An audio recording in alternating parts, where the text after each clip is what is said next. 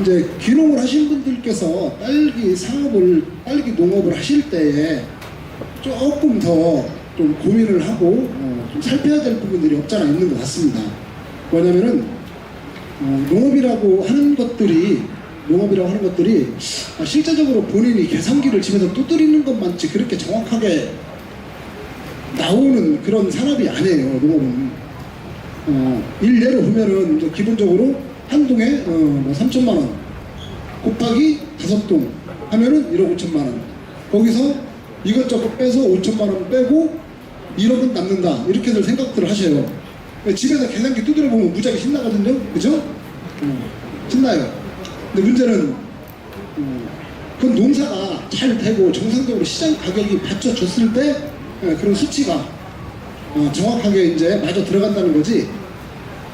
본인이 농사를 못 짓거나 또는 시장 가격이 안 받쳐준다거나 하면은 그 수치가 안 나와요, 그죠?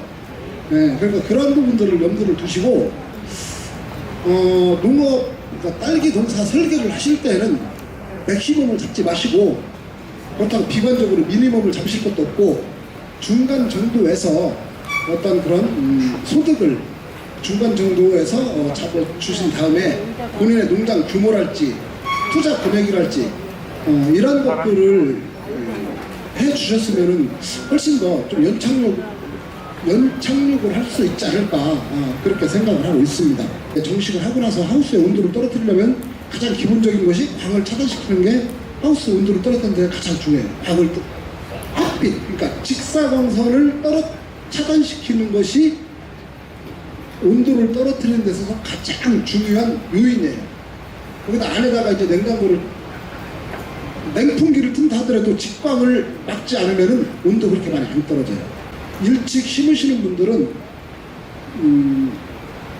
일기를 좀 보시고 차광망류를 30%짜리가 아니고 한 50%짜리 한 번쯤은 고민을 해보셔요.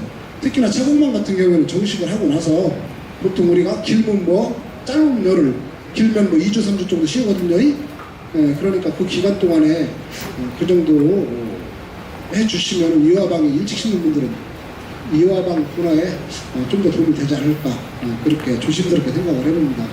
탄저병, 그 다음에 시드름병, 제필구팡이병, 작은 뿌리파리, 또 선충, 자, 이 정도 주요한 병에 대해서만 짚고 다음으로 이제 수경대를 하도록 하겠습니다. 지금 많이 나오는 병해충들이 뭐냐면 육묘 기간에도 탄저병, 시드름병, 역병, 특히나 작은 뿌리파리, 작은 뿌리파리가 기온이 높아서 지금은 의외로 기온이 높아서 작은 뿌리 발생률이 좀 떨어지는 것 같아요. 많이 너무 높아가지고. 근데 이것이 이제 9월 정도 접어들고 10월 정도 접어들게 되면은 적정한 기온이 되게 되면은 전부 다 이제 하우스 안으로 날려들어요. 그래서 작은 뿌리 발생이 이제 문제가 되죠.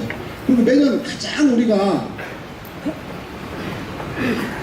재배 중후반까지 지금 속을 썩이는 병해충 종류 중에 하나가 작은 뿌리파리가 되겠죠. 주로 우리가 많이 보이는 딸기 탄저병은 주로 이제 전년도에 바닥에 있는 딸기 이파리나, 그죠? 잔재물 이런 곳에 존재를 하고 있다가 감염이 되고, 또 전염되는 방법은 강우라든지 또 이제 두상관수, 스프링클러 시설로 물을 주문해서 물이 튀겨요. 탄저병이 걸린 이파리 쪽에 있는 포자가 물을 스프링클러 주면서 튀겨서 옆으로 날아가서 감염되는 그런 감염 경로를 보이고 있습니다. 그리고 지금 현재 육묘 중에 지금 딸기가 많이 쓰러진다는 전화들이 많이 오셔요. 날이 워낙 더우니까 좀 딸기가 많이 쓰러지고, 특히나 탄저병, 시드름병, 역병 이쪽 계통으로 지금 문제가 생겨가지고 많이들 지금 고생들 하시거든요. 기본적으로 탄저병을 막을 수 있는 방법 중에 하나는 뭐냐면은, 손을 대고 나면은 반드시 약재를 당일 처리를 하셔야 돼요. 그래서 좀 이해가 조금 안 되는 것 중에 하나가 뭐냐면은, 어떤 농가를 가보면은 탄저병이 걸려서 거진다 많이 쓰러지고 그러거든요. 또 이제 시드름병도 마찬가지예요. 저 같은 경우에는 옆 작업을 하잖아요. 옆 작업을 한 줄을 했어. 그럼 아직 2줄이 남았어. 한 줄을 하고 나면은 한 줄을 한 데는 반드시 약재 방제를 해요. 이거 내일까지 하고 내일 약을 같이 해야지, 이렇게 안 하고 오늘 옆 작업이라든지 런더 작업을 하잖아요. 그러면은 그날 바로 약을 쳤어요, 탄저약을. 그러다 보니까 지금 상황에서 병 때문에 많이 넘어지고 있는데 정말 깨끗하고 좋다고 많은 분들이 이제 그런 말씀들을 해주시더라고요. 그래서 앞으로 이제 심을 날이 얼마 남지 않았잖아요. 탄저병을 방지하는 방법은 그걸 머릿속에 꼭 입력을 시키셔야 돼요. 작업을 끝나고 손을 타고 나면 약제 방제를 바로 해주셔야 돼요. 그거 귀찮다고 좀 안 하게 되면은 줄줄이 사탕으로 계속 전염이 되고 잠재적으로 감염됐던 것이 분포장에 들어가게 되면 딸기 꽃대 올라와서 딸기에 달아서 쓰러져 이제, 그죠? 죽으려면 일찍이나 죽든지. 예. 그러다 보니까 이제 우리 농가분들 속을 많이 썩이고 있습니다. 그래서 탄저병 자체는 지금 나와 있는 약제들로 인해서 하여튼 작업을 묘를 건들고 나면은 반드시 약제 방제를 한다, 이렇게 생각을 하시고서 방제를 해주셔야 돼요. 특히나 지금 저 날씨 자체가 너무 고온이기 때문에 탐저균 자체는 감염이 된다 하더라도 이것이 발병되려면 어느 정도 이제 탐저균 자체가 증식이 돼야 돼요, 식물체 안에서. 예를 들어서 탐저균이 한 10마리 미만이다, 균 자체가. 그렇게 따지면 겉으로 증상이 안 나타나요. 괜찮아, 딸기 딸 수 있어. 근데 문제는 10마리가 날이 뜨거워지고 제대로 방제를 안 하면 계속적으로 증식을 해서 한 포기 안에 수만 마리, 수천만 마리의 딸기 탄저병 균이 침입, 증식을 하게 되면은 딸기 포기 자체를 고사시키는 역할을 하는 거예요. 그러니까 마리수가 적을 때 예방적 차원에서 방제를 해주시는 게 무지하게 중요하다는 것을 꼭 머릿속에 상기시키셔야 돼요. 이건 왕도가 없어요, 탄저병 방제는. 그런 식으로 보시면은 지금 좀 있으면 이제 런더 절단 한 분도 계시고, 지금 어미매도 카팅 다 하셨죠? 그죠? 어미매 카팅 거짓 하시고 늦게 받은 분은 못 하시고, 그죠? 자, 어미매 카팅을 하고 나서 약제 방제를 일반적으로 보면은 가위로 자르고 소독해서 자르고 했다고 해서 다시 방제를 안 하는데, 어미매도 자르고 나면 방제를 전부 다 해주셔야 돼요. 어미매 카팅하고 나서. 그 다음에 앞으로 하셔야 될 게 뭐냐면은 이제 런더 절단이에요. 그죠? 자, 이 그림에서 보듯이 탄저균이 어디가 가장 짙어요 지금. 그죠? 탄저병 먹었잖아요. 자, 이 런너를 카팅을 하고 나서 자르고 나서 여기 타고 들어와요. 가위가 여기 타고. 그죠? 여기 타고 들어와요. 이것도 여기 타고 들어와요. 이게 반을 세로로 잘라보면은 얘가 어디서부터 타고 들어왔는지가 보여요. 또 하나는 이분은 뭐냐면은 제가 볼 때는 옆 작업을 하고 나서는 방제를 잘 하셨어요. 제가 볼 때는 현재 이 사진상으로 봤을 때는, 왜냐면은 옆 작업을 하고 나서 소독이 잘 안 됐다면은 이 그림상에 이파리를 계속 저격을 하잖아요. 이 저격한 부위에 여기서 파고 들어온다고, 탄저균 자체가. 근데 이분은 옆 작업을 할 때는 방제를 잘 했는데 결과적으로 맨 마지막에 카팅 작업을 할 때 너무 바빴던지 아니면은 화장실이 급했던지, 그죠? 그래서 방제를 제대로 못하니까 런너 쪽을 타고 탄저가 들어온 거예요. 그래서 과학수사 그렇게 얘기하죠. 그죠? 잘라보고 대충 유추해보면은 어디서부터 들어왔는지가 정확하게 이렇게 표가 나고 있습니다. 그래서 런너 절단을 하고 나서도 우리 농업인들이 반드시 약제 처리를 하는 것이 탄저병을 막는 지름길이다. 네, 그렇게 말씀을 드릴게요. 조직배합류는 인큐베이터에서 나온 악이라고 생각을 하셔야 돼요. 네? 조직배합류가 하나도 바이러스 프리미우고 병원균 감염이 안 된 거니까 대충 씻고 관리 안 해도 튼튼하고 잘 자라겠지, 이렇게 생각하면 오산이라는 거예요. 조직배합류가 병원균의 감염은 더 잘 되는 거예요. 야들은 정말 인큐베이터에서 하나 나온 것처럼 병원균 하나도 없이 깨끗한 걸 갖다 놓고 생장점을 땄기 때문에 애들이 순수해. 하얀 도화지야. 하얀 도화지에다 조금만 티끌만 떼고 표가 나요. 표가 탁탁 나죠. 그죠? 그렇다시피 약제 방제가 정확하게 잘 되지 않으면은 일반적으로 우리 농업인들이 키웠던 딸기묘들 있잖아요. 그러니까 밭에서 2-3년 키워서 런너밭에 키운 것보다도 훨씬 면역력이 더 떨어진다는 거예요, 조직배합류 자체가. 그래서 조직배합류는 처음에 가지고 가시면은 약제 방제를 잘 하셔가지고서 아기 다루듯이 그렇게 열심히 키워주셔야 돼요. 그렇게 잘만 키우고 나서 그 이듬해 이제 거기서 묘를 또 정식을 시켜서 키우면은 그 다음부터는 생산성도 늘고, 그죠? 수량도 늘고, 품질도 좋아지고, 자멸 발생량도 많아지고, 네, 그러한 특성을 가지고 있는 거예요, 살렸을 경우에. 그 다음에 이제 탄저병 주로 이제 약제 방제를 이제 말씀을 드리면은 주로 이제 예방 위주로 치는 것들은 뭐 슈퍼베르나 부티나 벨코트 이런 것들이 이제 예방 위주로 좀 치는 겁니다. 그 다음에 치료약으로는 이제 스프로그나 카브리오, 보가드, 옵티바 이런 것들이 이제 예방 위주로 칠 수 있는 건데, 이러한 것들도 가급적이면은 교대로 스프로그를 치고 다음에는 카브리오 치고 그 다음에는 이제 보가드를 친다든지 옵티바를 친다든지 이런 종류로 섞어서 쳐야지만이 내성이 생기지 않아가지고 약제 효과가 좋다고 말씀을 드릴 수가 있습니다. 그 다음에 이제 정식 전 약제 10분간 묘를 침지를 한 다음에 정식을 하는데, 이거는 상당히 불편한 방법 중에 하나예요. 뭐냐면은 우리가 지금 그 포트묘를 뽑아가지고서 그죠? 약제에다 침지를 해서 심으라고 예전부터 이렇게 가르쳤는데, 우리 농업인께서 저한테 좋은 말씀을 해주셨어요. 2, 3일 전에, 이틀 전쯤에 편접병 약으로 포트에서 빼기 전에 반주를 해주라고 그러더라고요. 아예 포트 상태에서. 그런 다음에 뽑아가지고서 정식을 하고 나서, 정식을 하고 나면은 편접병 약을 한 번 또 주는 게 훨씬 좋잖아요. 그죠? 관주를 해주는 게 좋아요. 그런 다음에 심고 나서 관주를 해주는 게 훨씬 낫다. 방법적으로. 뭐 멀리서 사오신 분들은 어쩔 수 없고, 그죠? 자가육묘를 하시는 분들은 미리 정식 하루 이틀 전에, 3일도 몰아요. 하루 이틀 전에 충분하게 편접병약으로 완전 관주로 쏟아푼 다음에 정식을 하게 되면 당일날 뽑아가지고서 통에다가 담갔다 뺐다 할 힘을 소모를 하지 않으셔도 된다. 이렇게 말씀을 드릴게요. 런너 및 하엽 작업 후에는 당일 약제 방전을 하라고 분명히 되어 있죠. 그죠? 근데 많은 분들이 런너 및 하엽 작업을 한 다음에 당일 방전을 하는지 상당히 많은 분들이 하실 거예요. 근데 제가 볼 때는 10에서 한 20%의 농업인들은 내일 다 끝내고 하지. 어차피 하루 작업 안 끝나거든. 그죠? 반 정도 하고 반 정도 하면 내일 한 이런 분들 계실 거란 말이야. 그런 분들은 감염의 우려가 충분하게 있으니까 금년부터라도 그날 작업 끝나면 그날 방전을 하는 걸로 그렇게. 그러면 이거 시드름병이죠. 그죠? 자, 편접병은 안에 파고들어.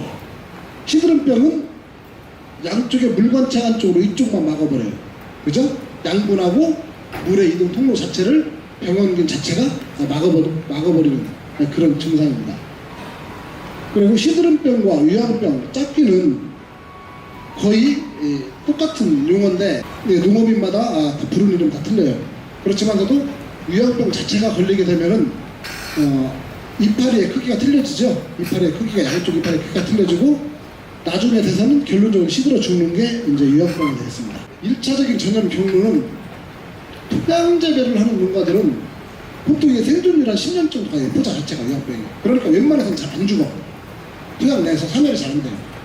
그래서 특히나 휴면 포자는 그 담수, 물을 담그는 것만으로는 제거가 안 되고, 또 모주로부터 런너를 타고 모주에 시드름병이 걸려 있으면은 런너를 타고 잠요까지 이동을 하는 그런 증상을 보이고 있습니다. 특히나 이제 시드름병은 편접병처럼 바로 증상이 나와서 시들거나 이러지가 않고 생생한 상태에서 짝귀로 증상을 보여요. 이파리가 틀린 상태로. 그런 상태를 오래오래 가. 그래서 결론은 딸기를 달고 따기 전에 시들어버려요. 막 딸기가 막 방울방울 막, 그죠? 알바만큼 달렸을 때 그때 넘어져. 풀만큼 다 키워놓고 나가요. 그러니까 시드름병 자체도 방제를 좀 충분히 좀 잘 좀 해주십사 하는 말씀을 드립니다. 이 선충, 작은 뿌리파리에 의한 상처 발생 시 상처 부위로 치료가 된다고 했는데, 이게 아주 중요한 얘기예요. 아주 많은 내용을 좀 함유를 하고 있는 건데, 선충이나 작은 뿌리파리에 의한 상처 발생 시라고 되어 있는데, 선충, 작은 뿌리파리 정식할 때의 뿌리의 상처까지 포함이 돼야 돼요. 일반적으로 우리가 이제 그 농업인들이 병해충이 감염된 묘를 갖고 오게 되면 딱 공통적으로 나타나는 증상이 있어요. 자, 탄저병이 있는 것들은, 시드름병이 많은 것들은 뭐가 나타나요? 자, 탄저병이 걸려서 왔어요. 다 죽었어. 시드름병에 다 걸려서 왔어. 그러니까 뿌리를 우리가 혈면경으로 봐요. 그러면은 탄저병 균하고 시드름병 균하고만 있어야 되는데, 그 이외에 가장 중요한 애들이 또 있어, 거기에. 자, 작은 뿌리파리가 거의 99% 다 붙어 있어요. 그 다음에 또 하나가 뭐냐면 선충. 선충은 현미경으로 검경이 금방 안 돼. 그건 한 20, 30분 걸려야 돼. 근데 작은 뿌리파리가 거의 99%다 붙어 있어요. 그럼 뭐냐? 자, 작은 뿌리파리가 이거예요. 탄저병이나 시드름병이 걸려서 작은 뿌리파리가 들어왔냐? 아니면은 작은 뿌리파리가 들어와서 상처 부위를 가해를 해서, 아니 뿌리 부위를 가해를 해서 상처가 났는데 그 상처로 탄저균이 들어갔냐? 어떤 게 앞뒤냐 이거예요. 작은 뿌리파리, 또 사람을 우리가 정식을 하면서 손에 닿잖아요. 그죠? 흙을 오버하고 그때 미세한 상처들로 균이 침입을 한다는 거죠. 생감자를 썰어서 올려놓으면은 그 이튿날 작은 뿌리파리가 다닥다닥 생감자 절편에 붙어 있어요. 그러면 감자는 생감자 절편이란 좋은 거는 이제 그 살아있는 조직이에요, 죽어있는 조직이에요. 생감자 절편이. 그렇죠? 살아있는 조직이죠. 썩은 조직이 아닌 겁니다. 아, 작은 뿌리파리는 죽어있는 조직을, 식물체 조직을 섭식하는 것이 아니고 살아있는 조직 섭식을 하는구나 하는 거를 유추를 좀 하기 시작했죠. 왜? 생감자 절편이 있으니까. 그죠? 그래서 이제 나중에 좀 계속 보다 보니까 결론적으로는 딸기 뿌리에 살아있는 조직을 얘들이 가해를 하는 거예요.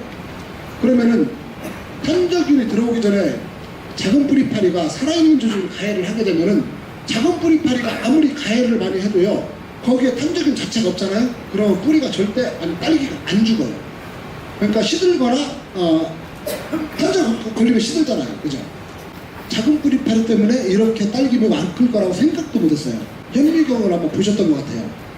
그 뿌리 안에 런너, 그 관부, 크란부리, 그 뿌리 안에 움푹움푹 패여 있어. 거기에 작은 뿌리파리하고 그 애지렁이, 바글바글해. 걔들이 영양분을 막 쪽쪽 다 빼먹는 거야. 그러니까 얘는 상처만 입었을 뿐이지 탄저병이나 시드름병에 감염이 안 되는 상태예요. 상처는 무지하게 많아서 양분을 다 뺏기는데, 그러니까 죽지도 않고 크지도 않고 살아서 요만해가지고 바닥 딱 붙어있어요. 어머, 외지렁이 같이 나오는데 작은 뿌리파리하고 그것들이 이제 살아있는 조직을 섭식을 하는데 걔들만으로는 넘어지지가 않아요. 그러니까 넘어진다고 보고 상처가 있다는 탄저병이 무조건 들어왔다고 해요. 100%. 작은 뿌리파리가 뿌리에 기생을 하는데도 불구하고 얘가 안 죽고 빳빳하게 서 있어요. 쬐끔해서 그렇지. 방제 자체가 병방제보다는 충방제가 우선시 돼야 된다. 특히나 작은 뿌리파리하고 선충하고 어미묘가 이제 감염이 돼 있어요. 55일에서 60일 정도면은 1번 넘어까지 거의 가까이 와요. 90일 정도 지나게 되면은 여기까지 같이 오는 거죠. 90일 여기니까 우리가 정식을 하고 나서 얘들이 우리가 보통 3월 초 정도 심는다고 생각을 하면은 2달 정도 지나면 3월 초, 4월 초, 5월 초. 5월 초면 거의 여기까지 오고 6월 달에 거의 여기까지 들어온다는 얘기예요. 그럼 우리가 보통 이제 런너 카팅을 할 때 어느 정도 카팅을 해요? 빨리 하면 한 달 전, 늦으면 10일 전. 그죠? 그러니까 얘가 여기까지 2번, 3번 런너까지 올 시간이 충분한 거죠. 시간적으로. 그러니까 오미묘를 선정을 할 때도 이런 병해충 없는 묘를 잘 선정을 해야겠다. 그렇게 말씀을 드립니다. 이거는 이제 딸기 시드름 병원균의 이제 포자예요. 병원균들이죠. 그죠? 얘들이 이런 병들을 일으킨 거예요. 옆으로 딱 잘랐을 때 동그랗게 테두리를 이루고 있으면 이거 시드름병이에요. 동그랗게 테두리면 탄저병은 어떻게 들어와요? 깊게 파여 들어와. 깊게 이렇게 움푹움푹 패어 들어온다고. 그거는 탄저병이고, 그 다음에 가해, 테두리, 물관체관 쪽으로 먹어 들어가는 건 이거는 시드름병 원인이에요. 시드름병 걸렸는데 탄저병 약 부을 일 없고, 탄저병 걸렸는데 시드름병 약 부을 일 없는 거예요. 그리고 이 시드름병이나 탄저병이 걸리면 뭐부터 먼저 하라겠어요? 제가 좀 전에 충방제는 반드시 같이 들어가야 돼요. 충, 아시죠? 충, 작은 뿌리파리하고 애지렁이, 그 다음에 선충, 이러한 것들은 같이 방제를 해주셔야 됩니다. 약제 방제는 6개월 예방적으로 2, 3일 정도 살포를 해주셔라. 이렇게 말씀을 드립니다. 그리고 이제 발병 후에는 쿠퍼 수화제를 7일 간격으로 한 2회 정도 관주를 해주고 베리메이트로 관주를 해주면 더 괜찮다. 이렇게 말씀을 드릴게요. 발병 후에. 자, 잿빛곰팡이병을 좀 말씀을 드릴게요. 탄저병하고 시드름병 이런 것들은 큰 문제가 없으면 어떻게 들어와요? 부분 몇 포기씩 막 들어와. 그러면은 그 정도만 보고서도 약제 방제를 하시면 돼요. 근데 잿빛곰팡이병은 밤새 안녕하세요. 그죠? 주인님 밤새 잘 주무셨습니까? 자, 잿빛곰팡이병은 하루아침에 내가 3동을 지면 3동, 5동을 지면 5동 전체를 다 쓸어버리죠. 그죠? 그래서 저는 딸기 농사에 있어서 그나마 눈에 보이는 탐자나 작은 뿌리패나 이런 것들이 별로 무섭다고 생각을 하잖아요. 병이니까. 근데 잿빛곰팡이병은 병은 병이에요. 근데 그 원인이 어디서 오냐? 환경에서 온단 말이에요. 환경. 자, 문제는 뭐냐면은 잿빛곰팡이병은 적은 다습에서 오는 것이 분명한데 다습이 좀 있다 하더라도 온도가 높으면 그래도 괜찮아요. 야간 온도가. 근데 야간 온도 자체가 냉을 먹을 정도로 온도가 떨어지잖아요. 그러니까 다습도 중요해요. 습도 중요하고 온도도 중요한데 습을 다 많이 제거를 했다 하더라도 냉을 먹이게 되면 바로 따라 들어온다는 거예요.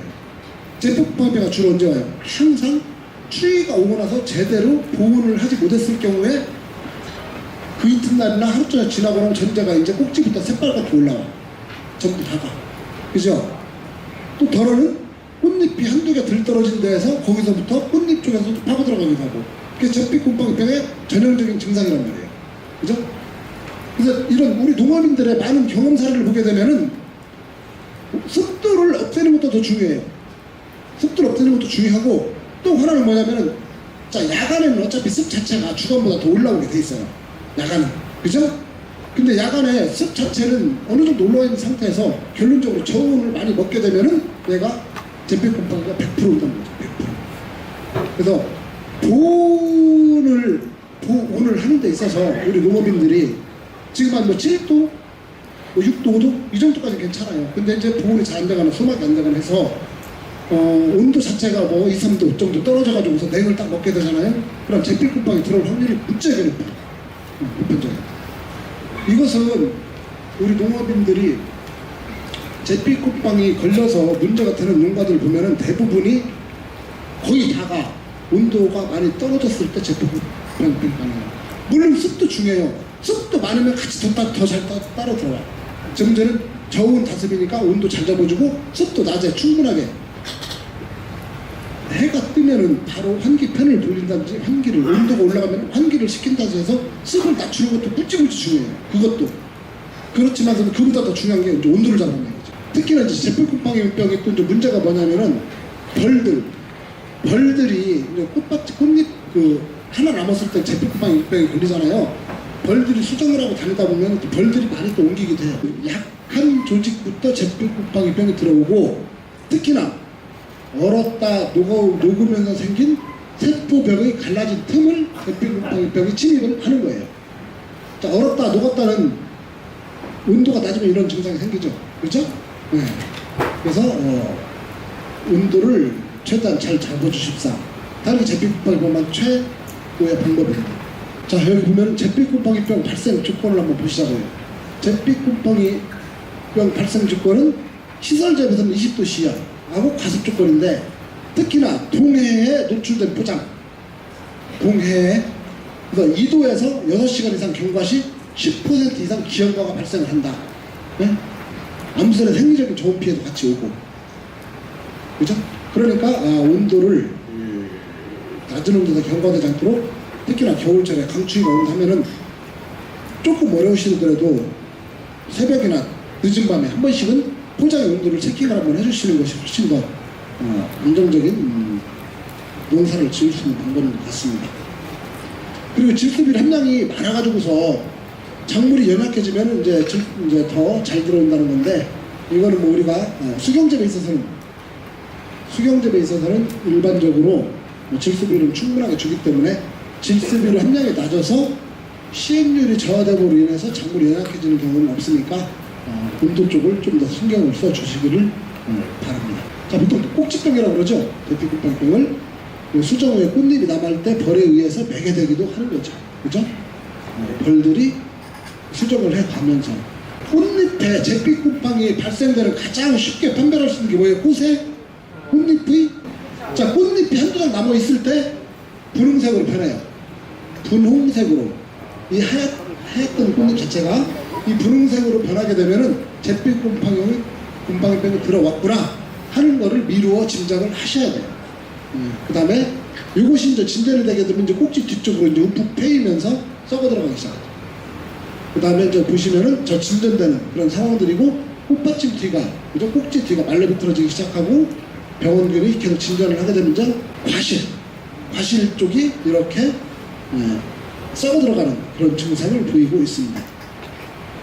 그래서 제피곰팡이병은 제가 먼저 몇 농가를 봤을 때 한 동 전체를 꽃대를 전부 다 낫기를 다 해야 되는 그런 안타까운 사연들을 많이 봤어요. 그러니까 있는데 이런 병에 걸리지 않도록 환경 관리를 잘 해주시기 바랍니다. 자, 여기 보시면은 그러면 딸기 제피곰팡이병을 방지할 수 있는 방법이 뭐냐? 하나만 말씀을 드릴게요. 침입 경로를 찾아내는 방법이 있어요. 고사엽이나 노엽이나 이런 것들 발병이 됐으면 바로바로 제거를 해주시는 것 하고, 또 하나는 온도 관리. 야간을 최소 6도 이상 관리를 해 주셔야지만이 제피곰팡이병을 막을 수가 있다. 이거를 머릿속에 좀 입력을 좀 시키셔야 될 거예요.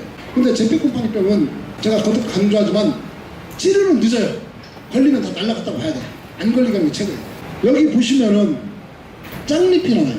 그러네, 짱잎이. 자, 짱잎이 나면 우리 농업인들 첫 번째로 생각하는 게 뭐예요? 유황병, 그죠? 근데 제가 아까 뭐라고 말씀드렸어요? 유황병이나 탄저병 오면 뭐부터 확인해야 된다? 벌레부터 확인해야 된다. 벌레부터. 그래서 여기 보면 짱잎이 나와 있는 자체가 유황병이라고 판단하지 마시고 뭐죠? 시드름병에 비해 모호한 짱잎이 발생하고 새잎이 연육생활적 변해져. 이런 것들이 작은 뿌리파리가 같이 들어가 있다는 거예요. 근데 실제적으로 보면은 유황병하고 크게 구분은 안 돼. 이파리가 연하고 노라면 작은 뿌리파리가 이렇게 침입을 해서 됐다고 생각을 하시면 되겠습니다. 자, 여기 보면은 작은 뿌리파리, 이제 이건 그림이에요.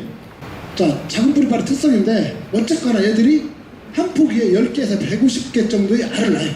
알을 낳아서 그 구더기가 딸기 관보를 갉아먹는 그런 증상이죠. 그 다음에 이제 작은 뿌리파리가 특히나 많이 나오는 적이 어디냐면은 주로 양계장, 축사 옆에 농가들은 작은 뿌리파리 방제를 철저히 해주셔요. 또 하나, 육묘장 있죠. 전문 육묘장. 그러니까 육묘장 옆에 가보게 되면 산더미처럼 쌓여있는 게 뭐예요? 네? 그렇죠. 상토도 뭘로만 써요? 육묘장은 전부 다 코코피트 유기질 100%로 써. 그죠? 그래서 전문가라고 잘라놓은 것이 산더미처럼 쌓여있어. 그 안에 겨울에 열어보면은 어때요? 들어가서 자도 돼요. 하고서 뜨끈뜨끈해. 따뜻해요. 거기가 작은 뿌리파리의 온상이에요. 또 자체. 그래서 옆에 이제 그 육묘장이 있어가지고서 육묘장 중에서도 그런 것들 빨리빨리 처리하는 데는 괜찮아요. 근데 많이 쌓여있고 그런 분들은 작은 뿌리 발생률이 훨씬 높아질 수 있으니까 그런 것들을 조심해 주십사, 이렇게 말씀을 드리겠습니다. 요것도 이제 친환경제로 다른 건데 아크레이퍼 응애라고 해가지고서 이제 이 응애 자체가 육식성이에요.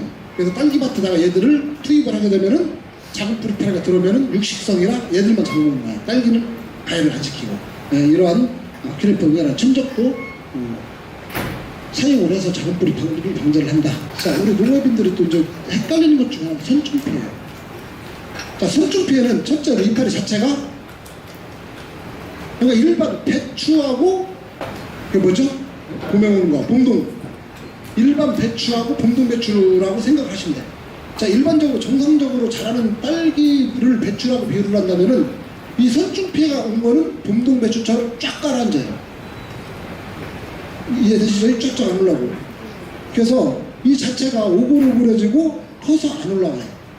근데 이 부분을 오판을 하셔가지고서 여기다가 백날 작은 뿌리파리 약제 주고 다른 병원균 주고 해도 아무런 소용이 없죠. 이 자체가 이미 선충 피해를 받은 거기 때문에 토양선충 같은 경우에 토양 속에 이제 보이지만 이런 건 잎선충. 잎선충은 딸기 조직 안에 식물체 안에 선충이 들어있어요. 그래서 이제 저희들한테 가져오게 되면은 이 식물체를 잘게 쪼개가지고서 물에다가 한 10분에서 15분 담궈서 선충을 뽑아내야 돼요. 그래서 그걸 보고서 관찰하게 되면 선충이 흘러나오거든요. 그럼 이건 대부분 선충피해인데, 자, 정상적으로 여러 개 자라는데 한두 개가 오글오글해서 안 큰다. 이거 어떻게 돼요? 뽑아버려요. 여기다가 이 한두 포기 때문에 특히나 선충 같은 경우에는 일시적 다발적으로 젖부장에 쫙 안와요. 끼껏해야 한 동에 몇 포기씩 생기기 시작해. 그럼 그때 빨리 뽑아서 정리를 해버리셔요. 그게 최고 돈 안 들고 깨끗한 방법이에요. 자, 보이시죠? 다 잘 크는데 안 커. 얘만 안 커. 이런 게 대표적인 선충의 피해 사례들이에요. 이렇게 오글오글해서 크는 것들. 그리고 이런 것들. 이런 것도 선충 피해요. 이런 것들도. 입선충. 선충이 이 안에 다글다글 들어있어. 그러다 보니까 이제 기형과가 발생하는 거예요.